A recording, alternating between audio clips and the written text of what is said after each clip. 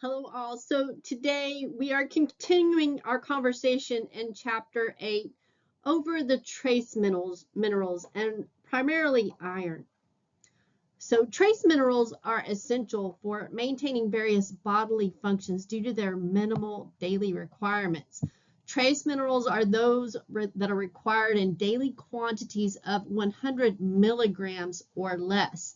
Some common trace minerals include chromium, copper, fluoride, iodine, iron, manganese, molybdenum, selenium, and zinc, each playing crucial roles in different physiological processes.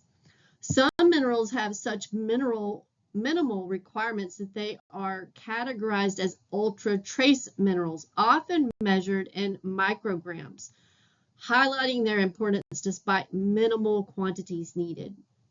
Iron is a vital mineral, essential for various functions. It is symbolized in two forms on the periodic table, one as ferrous and the other as ferric. As far as the recommended dietary allowance, it varies based on age and gender.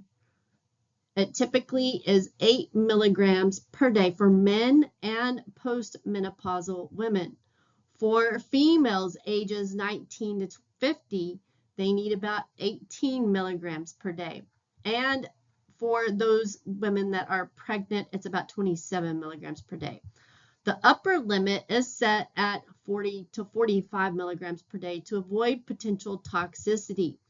Now, iron is available in two main forms, and we'll talk more about this, but heme iron is found in animal sources like meat, poultry, and fish, whereas non-heme is found in plant sources such as legumes, fortified cereals, and leafy green vegetables.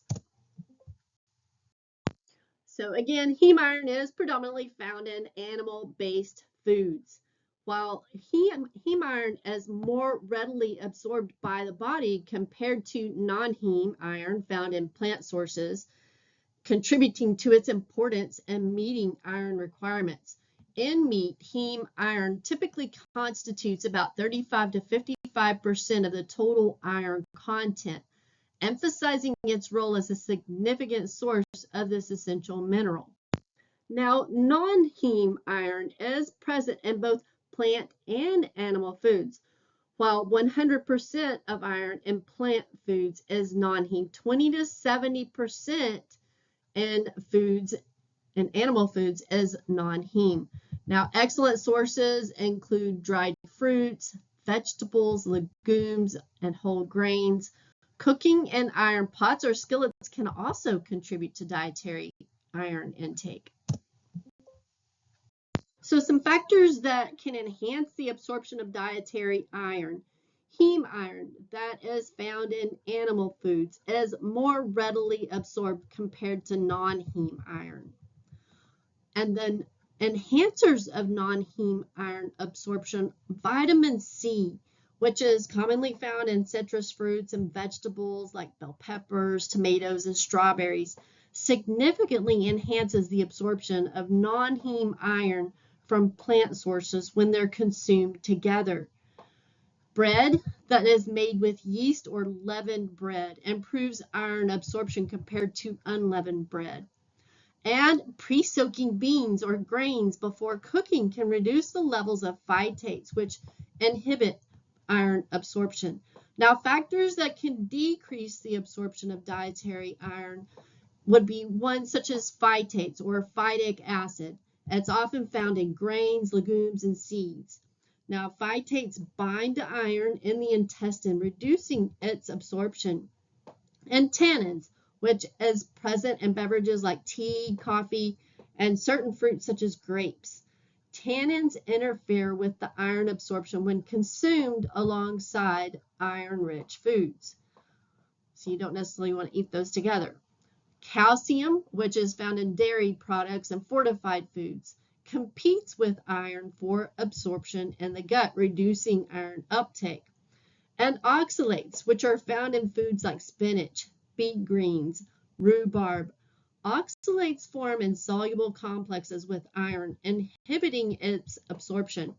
and polyphenols found in tea, coffee, and various fruits and vegetables.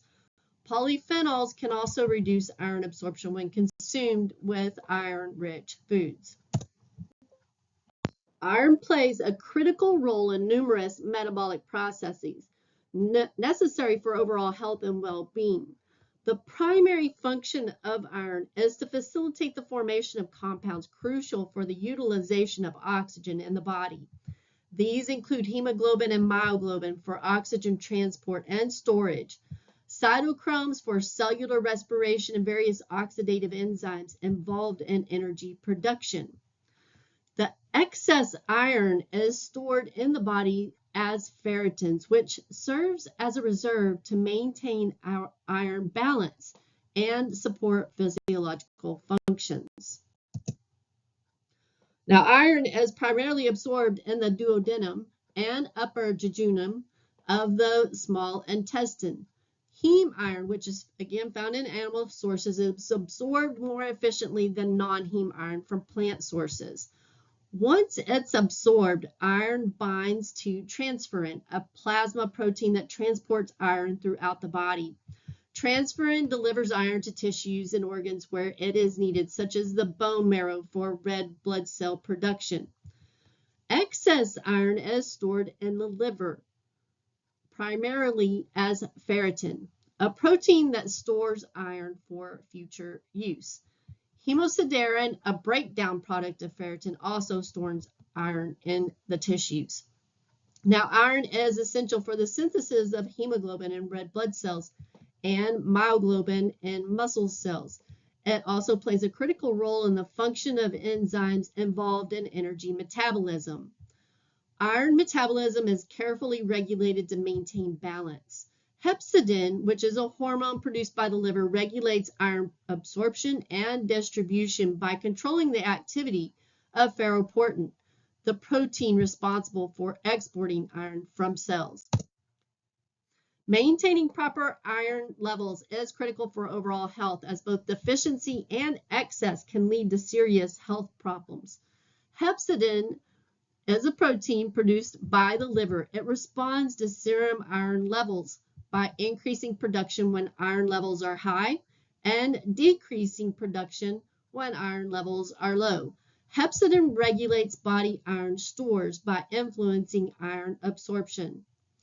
Elevated hepcidin levels inhibit iron absorption from the intestine to prevent overload. Conversely, low levels of hepcidin allow for increased iron absorption, aiding in replenishing iron stores. Iron deficiency is a leading risk factor for disability and mortality globally, affecting an estimated 2 billion people, particularly women and children in developing nations. Iron deficiency impairs brain development in children and diminishes work capacity in adults, highlighting its profound consequences across age groups. In developed nations, inadequate dietary intake stands as the primary cause of iron deficiency. In the United States, for example, approximately 10 to 19% of females aged 12 to 49 years experience iron deficiency, while only 1% of males are affected. If we look at the different stages of iron deficiency, during the iron depletion, which is the first stage, iron stores in the bone marrow become depleted, and serum ferritin levels and other markers of iron storage decrease, indicating a reduction in available iron. However, hemoglobin levels in the blood remain normal.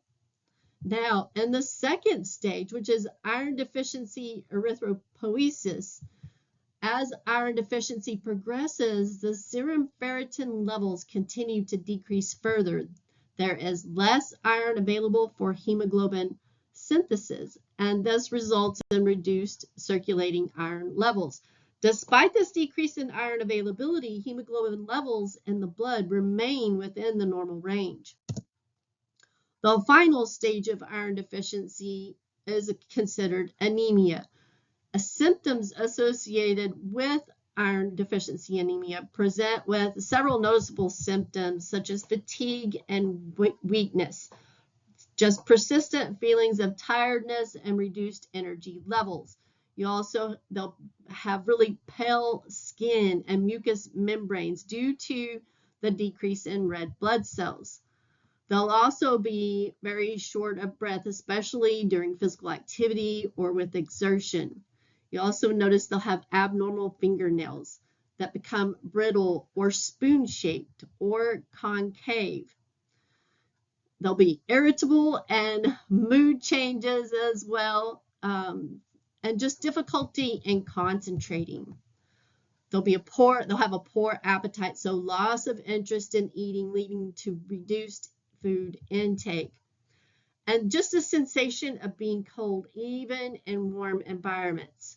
Oftentimes they'll have headaches frequently associated with the reduced oxygen carrying capacity of blood, and in some cases hair may become thin or brittle. Iron deficiency is often more prevalent among athletes, especially younger female athletes, compared to their sedentary counterparts. Due to the higher risk, it's recommended to regularly screen female athletes for iron deficiency. Early detection allows for time intervention and management. There are various causes of iron deficiency in athletes, one of those being an inadequate dietary intake of iron, so they're not consuming enough iron-rich foods to meet increased demands. For female athletes, they may experience greater iron loss through menstrual bleeding. And some exercise routines can elevate hepcidin levels, reducing iron absorption efficiency. Athletes also may lose iron through these bodily fluids of sweat and urine, as well as through feces, with conditions like hematuria or hemolysis contribute to loss. And inflammation and bleeding in the GI tract, exacerbated by medications like aspirin or NSAIDs. And another factor could be environmental, where they're training at high altitudes. It can affect iron metabolism. Sports anemia, which is a condition that's often misunderstood and is not an actual anemia, but a temporary state. It typically arises during initial training phases or when there's a significant increase in training intensity. Sports anemia results from an expansion of plasma volume during intense training.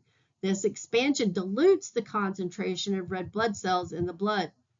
And despite its name, the increased plasma volume actually supports better oxygen delivery to muscles during exercise.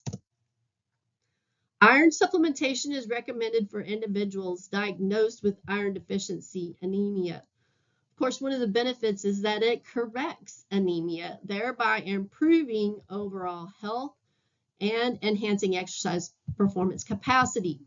Research suggests it may enhance aspects of mood, memory, and intellectual abilities.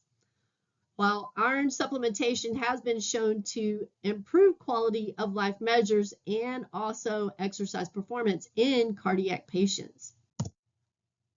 Now, iron supplementation is considered for individuals identified with iron deficiency without anemia. There are some potential benefits, one of those being cognitive function. There are some studies that suggest that iron supplementation may improve that cognitive function. It's also beneficial during pregnancy when there's an increased need for iron. And the impact of iron supplementation on exercise remains debated in research.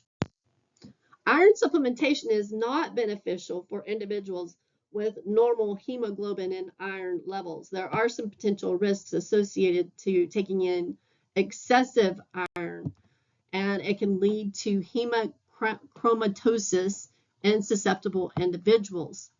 There's also an accumulation of iron in organs such as the liver and heart that can lead to serious conditions like cirrhosis and irregular heartbeat. Excessive iron intake can be fatal in young children as well.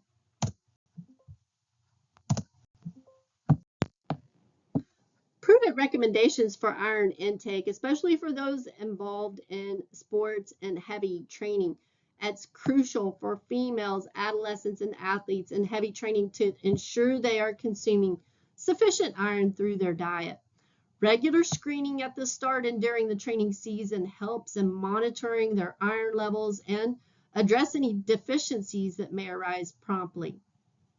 Iron supplements may be necessary for specific groups such as female distance runners, vegetarian athletes, and those with heavy menstrual bleeding, or even those athletes who are initiating a high altitude training, as well as those that are restricting their caloric intake.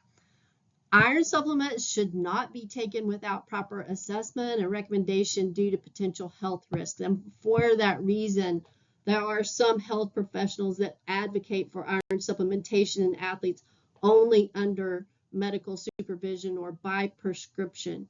And that is all that I have for you today. We will be picking this back up. There are more trace minerals that we'll be talking about. I'll talk with you soon. Have a great day.